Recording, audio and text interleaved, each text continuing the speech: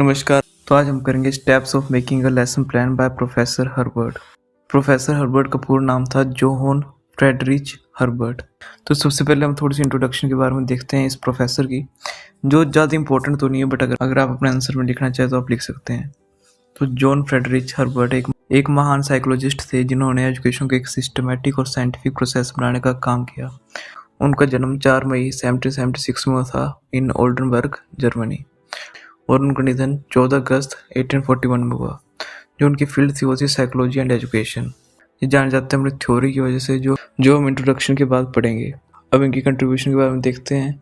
Herbert ने education को logical और वेल स्ट्रक्चर्ड प्रोसेस बनाने के लिए कई योगदान दिए हैं। इनका पहला पॉइंट है हमारा scientific approach to teaching. Herbart ने टीचिंग को एक स्ट्रक्चर्ड और साइंटिफिक अप्रोच में बदलने का काम किया, जिसमें लॉजिकल स्टेप्स का यूज़ किया जाता है।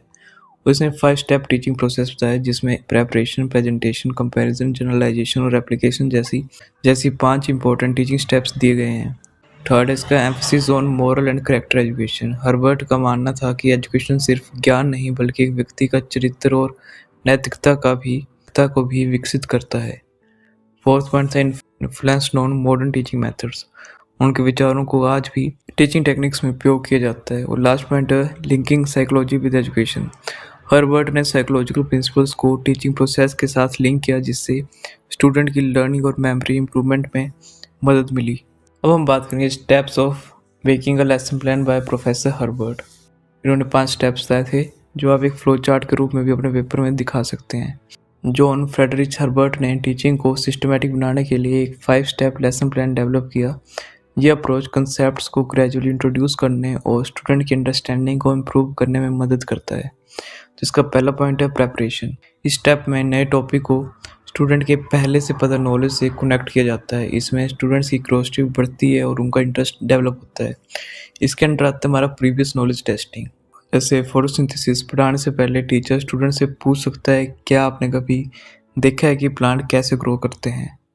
फिर सेकंड पॉइंट है हमारा प्रेजेंटेशन। यहाँ नए कंसेप्ट इंट्रोड्यूस किया जाता है, मतलब नई नॉलेज दी जाती है, जो एग्जांपल, स्टोरीज, एक्सपेरिमेंट्स या विजुअल एड के माध्यम से होता है। इनका फोकस क्लियर और एंगेजिंग एक्सप्लेनेशन पर होता है, जैसे एक रियल प्लांट दिखाकर समझाया जाए कि ये कैसी सनलाइट का यूज़ करके अपना खाना बनाते हैं। थर्ड पॉइंट था हमारा कंपैरिजन एंड एसोसिएशन। इस स्टेप में स्टूडेंट्स नए कंसेप्ट्स को पहले से आई नॉलेज के साथ कंपेयर करते हैं। इस प्रोसेस से कंसेप्ट्स को याद रखने में इजी हो जाता है। जैसे फोटोसिंथेसिस को ह्यूमन ईटिंग प्रोसेस से कंपेयर करना। जैसे हम खाना खाकर एनर्जी लेते हैं, वैसे ही प्लांट्स भी अपना खाना खुद बनाते हैं। फोर्थ पॉइंट है जनरलाइजेशन। ये स्टेप स्टूडेंट्स की सोचने की क्षमता डेवलप करता है। यहाँ स्टूडेंट्स एक जनरल रूल ड्राइव करते हैं जो नए कंसेप्ट पर बेस्ड होता है। जैसे सभी ग्रीन प्लांट्स सनलाइट, वाटर और एयर का यूज़ करके अपना खाना बनाते हैं। लास्ट पॉइंट था एप्लीकेशन। यहाँ स्टूडेंट्स सीखी हुई नॉलेज को रियल लाइफ सिचुएशन में अप्लाई करते हैं। ये स्टेप क्रिटिकल थिंकिंग और प्रॉब्लम सॉल्विंग स्किल्स को डेवलप करता है। जैसे स्टूडेंट एक एक्सपेरिमेंट करते हैं कि एक प्लांट को सनलाइट में और दूसरे प्लांट को डार्क रूम में रखकर दोनों की ग्रोथ को कंपेयर कर सकते हैं। अब हम इसके मेरिट्स के बारे में देखेंगे तो पहला पॉइंट हमारा सिस्टमैटिक अप्रोच। ये एक स्ट्रक्चर्ड मेथड फॉलो करता है जो टीचिंग को ऑर्गेनाइज्ड और इफेक्टिव बनाता है। सेकंड है स्टूडेंट सेंटर्ड।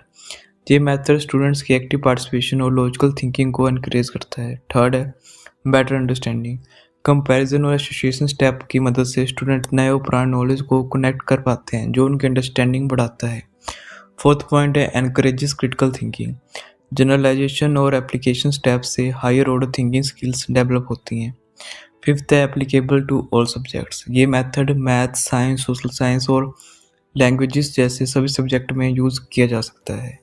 अब हम इसके बाद देखेंगे डीमेरिट्स के बारे में। आप अपने पेपर में अगर आपको लेसन प्लान के रिलेटेड कोई भी क्वेश्चन आता है तो आप इन स्टेप्स को जरूर डाल सकते हैं कि प्रोफेसर हर्बर्ट ने ये स्टेप्स दिए थे और उसके ये मेरिट्स थे और ये डीमेरिट्स थे। ये बड़े आसान नोट्स हैं जिससे आप अच्छे से याद करके आप लिख सकते हैं। जिसमें पहला पॉइंट है रिजिड स्ट्रक्चर। ये 5 स्टेप प्रोसेस हर टॉपिक और हर टीचिंग स्टाइल के लिए सूटेबल नहीं होता।